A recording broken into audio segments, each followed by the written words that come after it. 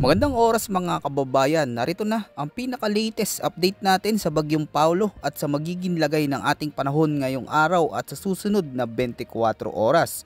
Ayon sa Metro Weather, ang Bagyong Paulo ay mas lalo pang lumalakas at nagbabadya ng manalasa sa Northern Luzon sa loob ng susunod na 24 oras. Saan naman kaya magla-landfall ang sentro nito at meron ng mga lugar na nakataas ngayon sa Tropical Cyclone Wind Signal ayon sa Pag-asa. Alamin natin ang pinakabagong detalye dito. Sa kasalukuyan, ayon sa pinakabagong datos ng Pag-asa, huling namataan ang sentro ng Tropical Depression Paulo sa layong 625 kilometers silangan ng Virac, Catanduanes. Taglay nito ang lakas ng hangin umaabot sa 65 kilometers per hour malapit sa gitna at may bugso ng hangin na hanggang 80 kilometers per hour. Kumikilos ito pakanluran hilagang kanluran sa bilis na 25 kilometers per hour. Ang malalakas na hangin mula sa bagyo ay nakakaabot hanggang 250 kilometers mula sa sentro nito. Sa kasalukuyan nakataas na ang Tropical Cyclone Wind Signal number 1 sa hilagang bahagi ng Catanduanes kabilang ang Pandan, Bagamanok, Panganiban at sa may Viga. Dito ay inaasahan ng banta ng malalakas na hangin na umaabot sa 40 hanggang 65 kilometers per hour na may lead time na 36 hours. May minimal hanggang minor threat ito na banta sa buhay at ari-arian.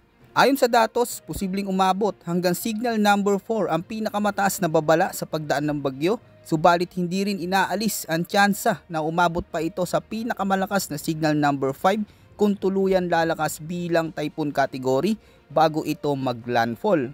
Narito naman ang latest heavy rainfall outlook na inilabas ng Pag-asa ngayong araw. Inaasahan ng 100 hanggang 200 mm na dami ng ulan sa Cagayan, Isabela, Quirino, Aurora, Apayao, Abra, Benguet, Kalinga, Mountain Province, Ifugao at Nueva Vizcaya.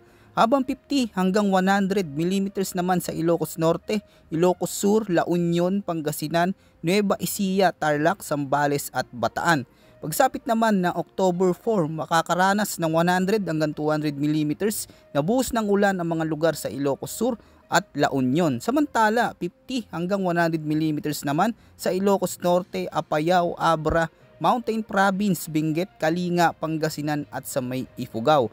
Paalala sa ating mga kababayan, maaaring mas mataas pa ang aktwal na dami ng ulan sa mga kabundukan at elevated areas. Dagdag pa rito, maaaring lumala ang epekto sa ilang lugar dahil sa naunang malalakas na pag-ulan. Ayon naman sa latest forecast track, ang Bagyong Paulo ay kikilos pakanluran hanggang hilagang kanluran sa kabuuan ng forecast period. Inaasahan nitong magla-landfall o tatama ang direksyon sa pagitan ng Isabela at hilagan ng Aurora sa araw ng Biyernes, pagsapit ng umaga o hapon. Bukod dito, posibleng magkaroon ng bagyang paglihis patimog depende sa lakas ng high pressure ng bagyo. Pagkatapos nito, lalabas na ito ng Philippine Area of Responsibility pagsapit ng Sabado, October 4 ng umaga. Habang nananatili sa Philippine Sea, inaasang patuloy panlalakas si Paulo at maaaring maging severe tropical storm pagsapit ng Biyernes ng madaling araw. Ayon sa Metro Weather, may posibilidad ito na lumakas hanggang typhoon category bago ito maglandfall at kapag nakalabas na muli sa West Philippine Sea, mataas ang tsansa na muling paglakas nito. Mahigpit na paalala, bagamat may tiyak na landfall point na inaasahan, maaari pa ring makaranas ng malalakas na ulan, matitinding hangin at storm surge ang mga lugar na wala sa mismong dadaanan ng bagyo.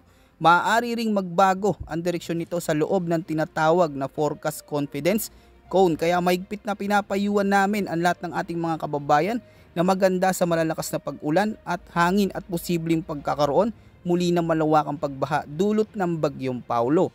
Ito ang dahilan kung bakit mahalagang nakasubaybay sa mga susunod naming ulat panahon dito sa ating channel para sa pinakabagong detalye.